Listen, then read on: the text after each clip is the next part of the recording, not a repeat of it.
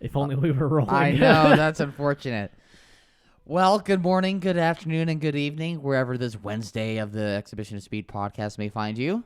It is I, your host, Gavin. And I, your co-host, Justin, again, without Jordan. Yeah, we are. He is missed. We place a beer in his spot commemorating his absence. Or, sorry, an empty beer. There you go. Could you hear that? More or less. Oh, good. Good enough. Cool.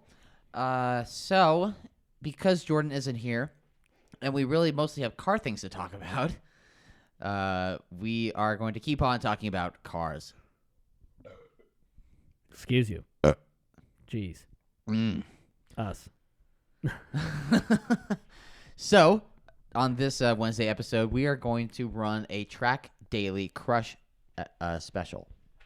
From the suggestion of our good friend Brandon Kuhn. Hey, Brandon. Yeah, actually, so when I was getting this watch, a hole punched in the band or in the strap, Brandon actually gave me his hole punch. He's like, "Yeah, you need this more than I do."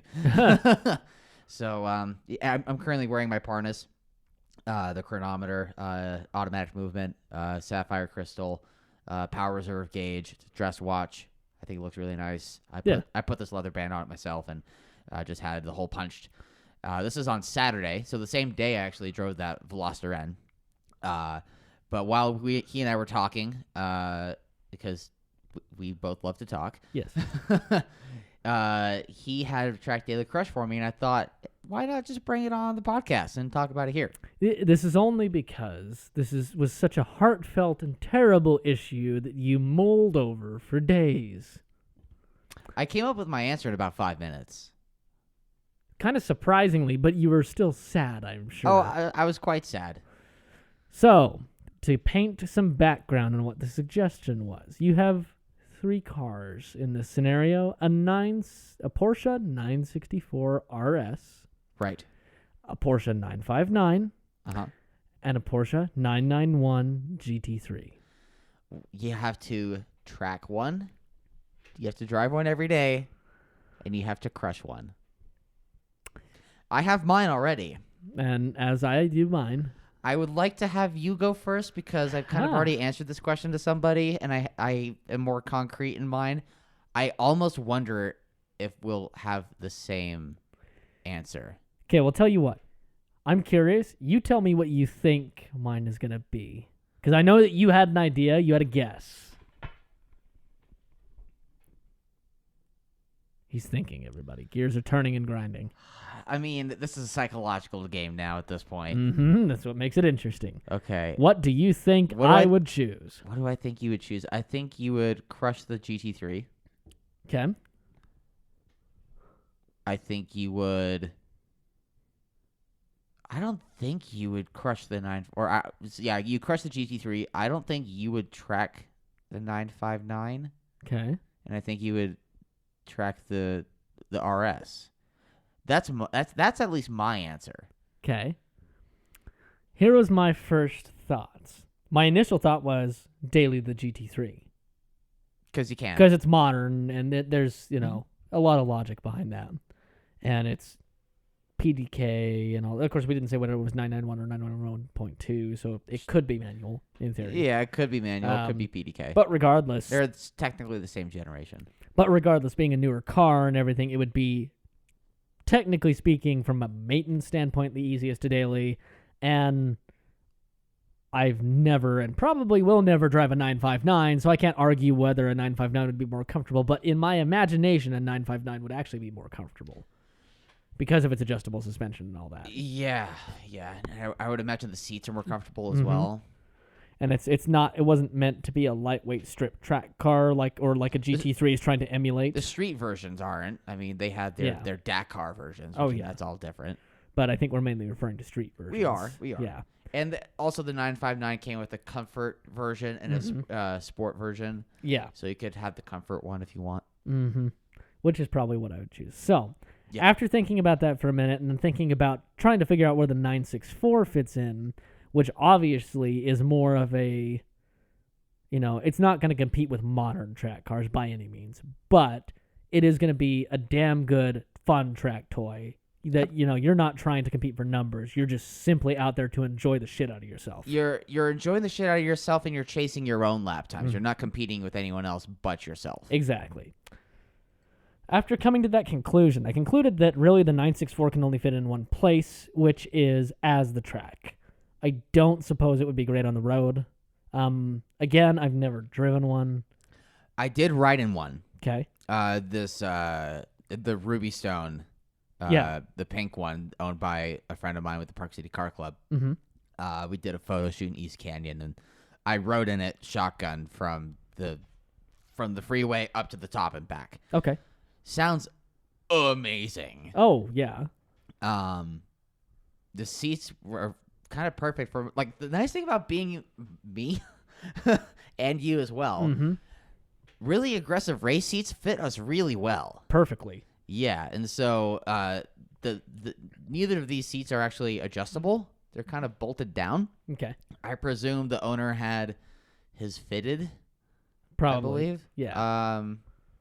He just picked it up, and should I divulge some numbers, some monetary figures? Sure. Yeah. So this car, because of how he bought it, and I guess who he bought it from, because of the vintage of the car and the color and blah blah blah blah blah. After shipping, after transport, after taxes, after everything, it's edging on $250,000.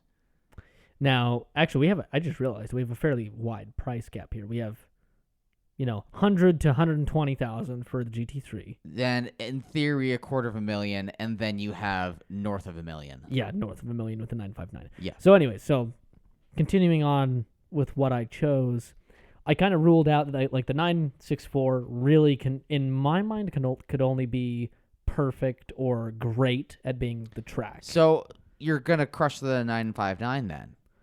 No. Interesting. Although I do agree that the modern GT3 would be a better daily. Yeah, you have sat nav, you have Bluetooth, you Mhm. can play music, very easily, through your Probably phone. better air conditioning, Absolutely better air conditioning, I'm sure. Yeah. Yeah, all these things. Heated seats, Mm-hmm. depending on seats. As crazy as it sounds for how much these cars regularly sell, I think I would be much more happier driving the 959 because it's not as hardcore when it's just putting around and everything's in soft mode, and not going crazy. It was designed originally to be a Group B rally car. It was. So let's remember that and realize that, yes, it can lower its suspension and everything and become more hardcore road friendly. It also competed. Did it win in the Dakar? I'm not sure. Hold on. We need to fact check this. Yeah, We've been but it lazy. competed in the Paris Dakar race. It did. I know it did because I had the Dakar versions made that are sitting there yeeting through. My God. Yeah, sand. It's amazing. And rock crawling. Yeah. That's what. So there's the G gear in it. Yeah, that's what it's for. It's the granny gear. They don't call it that, but it's for rock crawling. Here we go. Dakar finish. No, what would I? Win.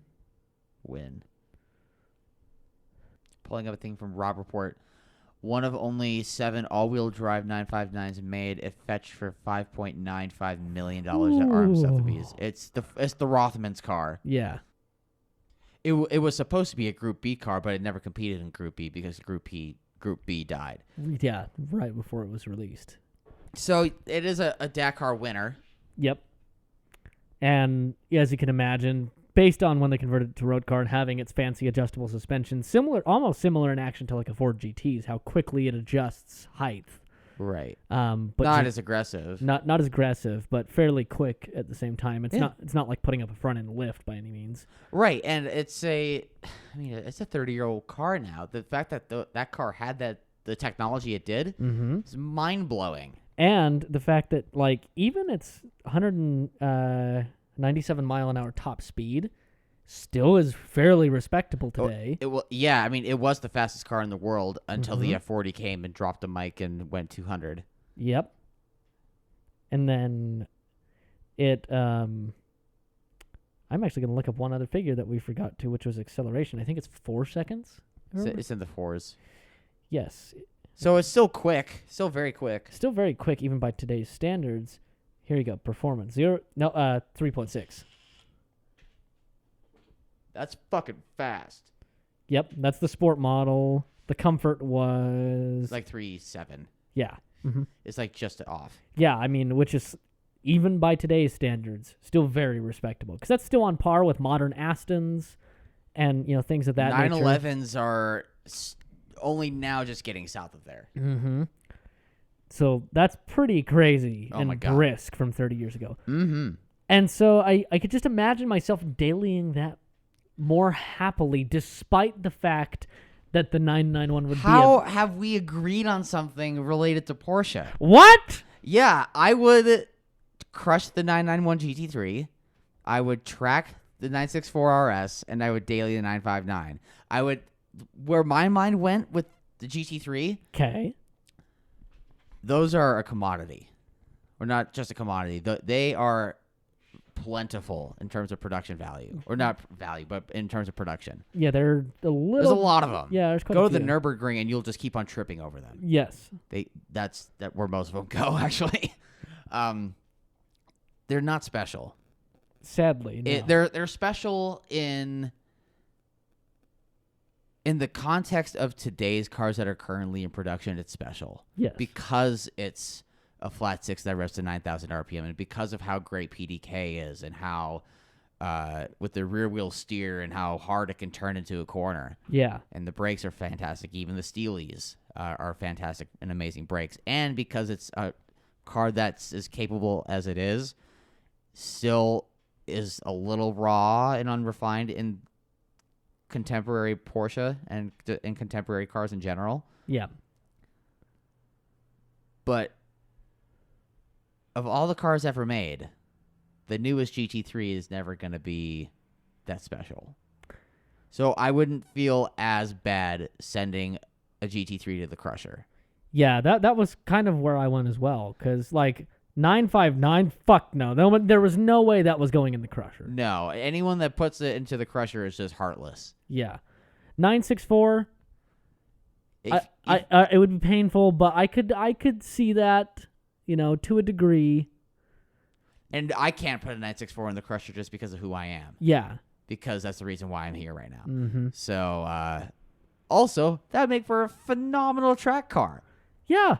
Rear-wheel drive and a little bit more power, and it's loud, and it's harder and stiffer and just super engaging. And Yeah, just everything's mechanical. It's not, no power steering. no electronics to get in your way. No nothing. I mean, your seat is bolted to the floor. Yeah, it's... To me, that's kind of the reason I went there, is that is, regardless of whether it's the 964 or something else, but in this case, it's the 964. What did you think I was going to do, actually? Because you seem really surprised.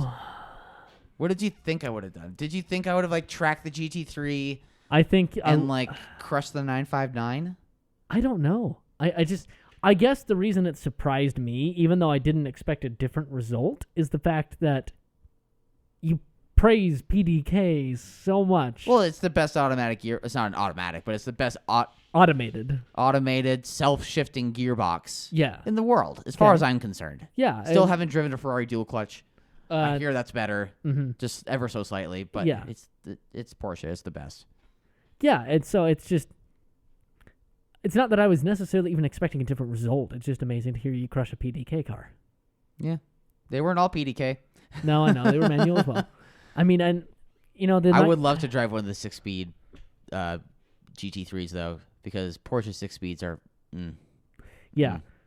And where I was going before we went back off on this tangent was the reason that I think I chose, in the end, the 964 as the track is simply because it epitomizes what driving is to me. It's, despite the fact, and it doesn't even have to be the 964, it's just when you strip everything down to the basics and remove all the filth, it's kind of the same reason why, even though the Rossian's a totally different car with totally different things, it's the same reason I kind of appreciate it. There's nothing in the way of you as the driver being the one driving the car and interacting with it. There's nothing to save you if you fuck up. Yeah.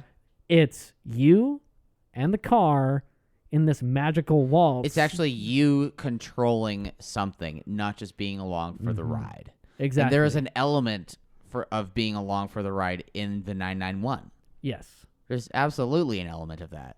There's a lot that car does for you. Yeah. And it hides it in a really great way. And it So still you think makes it... oh, wow, I'm amazing. And it still makes it very fun and engaging to drive. For sure, because you have cars like the R35 GTR, and you drive and you think, wow, this car is amazing, and it's super technical, and wow, it saved us from hitting that wall or whatever. Yeah. Whereas a GT3, it's like, wow, I'm a great driver. Yeah, exactly. And it kind of comes down to like what a lot of people complain about modern things is they do a lot of things for you, which is both great and sometimes clinical and type of things at the same time. It takes away the raw ability that is needed to coerce something like that around. Right. I mean, what you were just talking about, how the 964 RS epitomizes, why you love driving and the thing about the Rawson. That's also what I loved about the Lotus. Yeah. I adored that about the Lotus. Mm-hmm. Because it would really, there's not a whole lot between your ass and the pavement. Mm-hmm. And that's even why I enjoy older semi-trucks. Because newer ones, there's some technologies that have been in cars for a minute that are just starting to trickle down.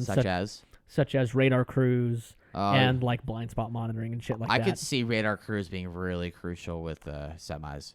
It's, at the moment, it wasn't, I'll put it this way. The two systems that they have right now were more lobbied for and designed by the big companies wanting to protect their asset, not for the driver's use, if that makes sense. Oh, interesting. Okay. So they're not very driver-friendly. Interesting. The driver can't control them. He can't turn them off. He can't... Oh, that's awful. Yes, it's horrible. Oh, so it's for the boss of a company, of a trucking company. That's the problem, is that it didn't come because truckers wanted it. It came because big companies lobbied for it. It's because companies like England or Swift or whatever. They want to put, 2 weeks... Not for companies like Mack and the manufacturers. It's for the trucking companies like Package Runner and etc. And not even Package Runner. It's really more for the ones that just farm out these people in 3 weeks. And I just use Package Runner as an example. That kind of company. Mm-hmm. Yeah, and so for instance, on some of those systems, most of the companies have them programmed in to where it will basically take away your throttle control completely. It will auto brake for you.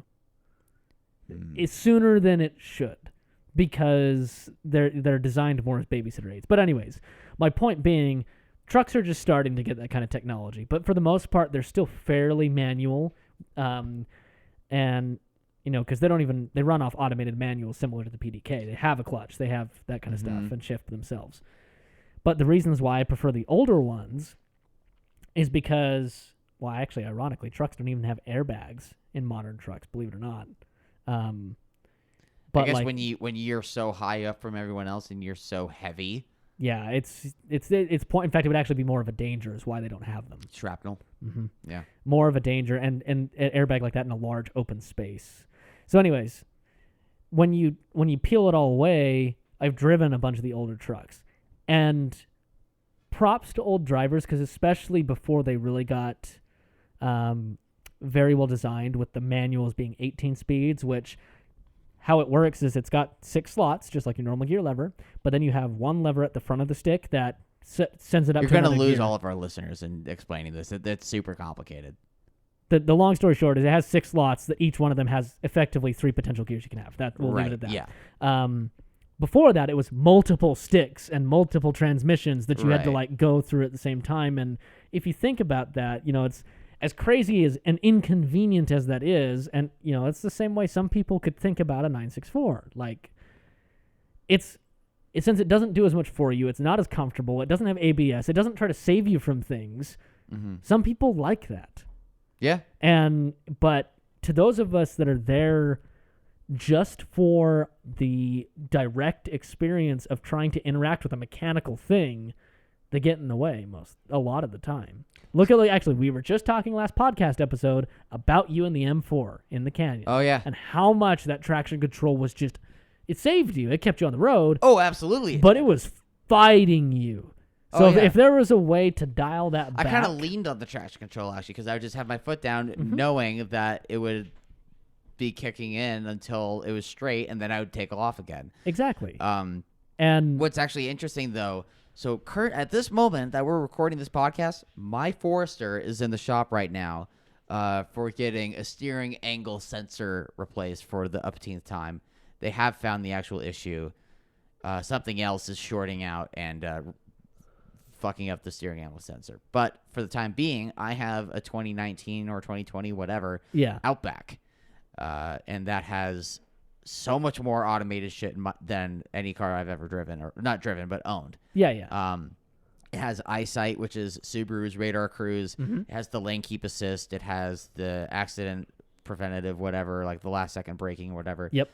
And it has been interesting to drive this around. I've had it for like 3 or 4 days now. And it's the first time I've actually been able to turn on radar cruise on the freeway and actually trust it enough to go down to almost a stop. Yeah. Because in the past, when I've had cars with radar cruise, I went from I had like a 20 mile an hour differential or a 30 mile an hour differential. Actually, so if you're coming on I-80 eastbound up to 13th East, and if you take that exit and if you turn right at that light, that right-hand turn doesn't stop. Yeah. A lot of people do stop. I was coming up on traffic at just north of 50 miles an hour. Yeah. I didn't touch anything. And it brought me down to 15. Nice. Just like that. I was also driving around with a friend of mine a couple of days ago in traffic, just driving around downtown. Not downtown, like Mill Creek area. Yeah. And it would actually go from whatever speed I was driving, like 35 miles an hour, down to 0 again. And then to get it going, you just hit the toggle up and it resumes. Yeah. And it follows the car in front. And it's been interesting living with this and living with the car with lane keep assist and constantly turning it off because it's awful. Yeah, and so this is where... Not that I'm like wandering in lanes and stuff. It's just like it can be overly sensitive. It's very sensitive. Yeah, and so after this long drawn-out rant, this is kind of where I'm getting is that's why I stumbled upon the cars that I wanted. Because I like, even in a daily sense, having a little less control. I don't want to shit on these technologies because I think they're great. And I think that they all have their uses, and I don't even mind every car having them. I'm right there with you. But I think every car, you should be able to disable them completely if you do not want them. Circling back to the thing with the Veloster N, with the rev matching. Mm-hmm. You can just turn it on or turn it off with just one button. You don't have to go digging through menus. You don't have to turn off your traction control and stability control to enable or to disable your rev matching. Mm-hmm. I'm looking at you, M2. And even depending on the car, even if they are just one button pushes, some cars that doesn't stay off and resets every time you turn it back on. My Tacoma's that way. Like with lane keep assist, it won't just stay on. You have to manually turn it on or off. A lot of cars are like that with the stop-start technology as well. I think legally they have to be. Every car I've driven has done No, they that. don't, because there was one... What did we just drive? Or what did I just drive? What? I've been in a lot of cars recently. I know. I was going to start playing the Jeopardy theme song. I know. It might have been the Quadrifoglio. Okay. What else? Did I drive anything else before then? I don't think so. I think that was it. Yeah. The Quadrifoglio will stop start if you don't want, like when you want it to, but if you turn it off, it just stays off. Even after you turn the car off? Uh-huh. That's a first then. I'm pretty sure.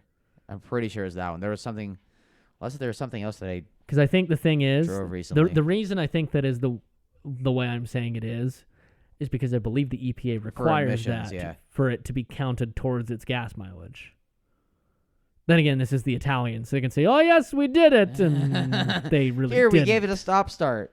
Did you tell it to do the thing? Yeah, Oh, it yeah, stops yeah, and yeah. it starts. Okay. Or no, was it the Cayman? It might have been the Cayman, actually. Okay. No, it was the Cayman. Okay. Because I actually lived with that car for a little bit. Yeah, maybe. I mean, yeah, I would still say the majority of them are still once you turn it back on. A vast majority. Yeah. No, it's a pain in the ass. It's awful. Yeah, that was the most used button in my Stinger. was the auto start button every single time I turned the car. I remember working with Integrated, and we had that B9 A4. Yeah, and it was just constantly like hitting that button. Basically on startup. Yeah, and so that's like my honest wish is that some of these manufacturers would make those things easy. The Stinger did a pretty good job. Most of the nanny aids, you could go in the menus and just disable them all if you wanted. Yeah. So I disabled like certain weird. There was a drowsiness function. There was all this stuff. And I just disabled it because it's to me there's crosses a boundary where as a driver it becomes more annoying when I'm getting pestered with all these little. Take a break. Do all these things. Check out this. Check out that. Oh no, there's a light flashing. What's this? What's that? Than if they just left me to do my damn business and drive. Right. It's kind of half automation bullshit, and I don't necessarily like that, even though But these are steps that we have to take in order to get the full automation. Yeah, and I get it. That's why I'm saying I don't want the cars to not have it. I just want the cars to be programmed to allow me as the driver the option to do with it what I please. Exactly. I would love to have a car that has the option to just be fully automated, drive without any of my inputs. Let me fucking read a book. Mm-hmm. Let me eat a sandwich. Let me do other stuff. Anyways. But at the same time, I would love a function to just turn that off. Everything off. All of the automation. All the automation. I mean, I would probably say, maybe lead traction control and ABS. Yeah, I'm talking about the automation. That's more You're talking about safety keep assist, features. radar Yeah. cruise, all that stuff. Yeah. Auto steering, auto braking, all that. Yeah. And just let you as the human control the car. Because I get it. We are getting close to the automation phase where at some point in probably the next 10 to 20 years, we're going to start seeing auto-driving cars on the road. We are. I mean, Elon thinks that it's tomorrow, and he's wrong. He's wrong, sadly. I mean, good luck, good guess, but no, it will be probably within our lifetime. This ain't it, Chief. Yeah, exactly. But we're getting pretty damn close. Because This conversation took a really weird turn. I know, but not a bad one. No, but it's kind of leading to why I chose what I did. As much as I love the 991, and it seems to be kind of even you. I mean, I wanted to crush the 991 because it wasn't as special as the other two. Yeah. Still a very engaging contemporary vehicle. Yeah. And is lovely in many, many ways. I do believe that the 959 would be the most comfortable in terms of ride quality over the 991. It doesn't have like nose lift, but it does have adaptive active suspension. It has car lift. Yeah, exactly. Yeah. It has a bunch of modern functions that you wouldn't expect a car from 30 years ago to have. Yeah, which is very, very interesting. And how can you not want to track a 964 RS? You'd have to be a heartless bitch. Or just wrong. You just have to be wrong. Yeah, and even me as a non-major Porsche enthusiast would completely agree. I'm working on that though. I'm gonna try to start to convert you, bring you to the light. I see the light and I don't want to go towards it. I'm not a moth. Speaking of which, where did that moth go? I don't know. He ran away. But anyways, so our answers are unanimous between Gavin and I, which is a rare occurrence. Yes. For sure. 964 is the track, 991 crushed, and 959 is a daily. I mean, these are all special cars, right? It's the 964 RS. We didn't even get the RS. We had the RS America, which is a different car. Yes. And then the 991 GT3, which could be had in either PDK or manual. And the 959 just itself. The 959, the comfort. Yeah. Spelled with a K. K. Yep. Well, cool. Well, thank you everybody for listening to us ramble on this Wednesday episode with the Track Daily Crush. If you have any better answers or answers that you believe are better, hit us up. We are mailbag.eos@gmail.com. We enjoy hearing everybody's wrong answers. Especially Brandon's. Yes. Looking at you, Brandon Kuhn. Love you. And then, yeah, we're also on the social medias. We got Facebook, Instagram. Just look up Exhibition of Speed and Exhibition of Speed Show for our YouTube. And go watch our videos. We have stuff coming out eventually. Kind of playing it by ear right now. Yeah, pretty much. Yeah, that's all I've got. Gotcha. Cool. Well, tune in on Friday when we have another Turo challenge. This one's going to be a little more interesting. No one's balling out on this next one. No. No one's balling out. Nope. But until next time, I've been Gavin. And I've been Justin. And this has been the Exhibition of Speed show. If only I could fucking talk. Jesus. Yeah, never. Bye. Bye.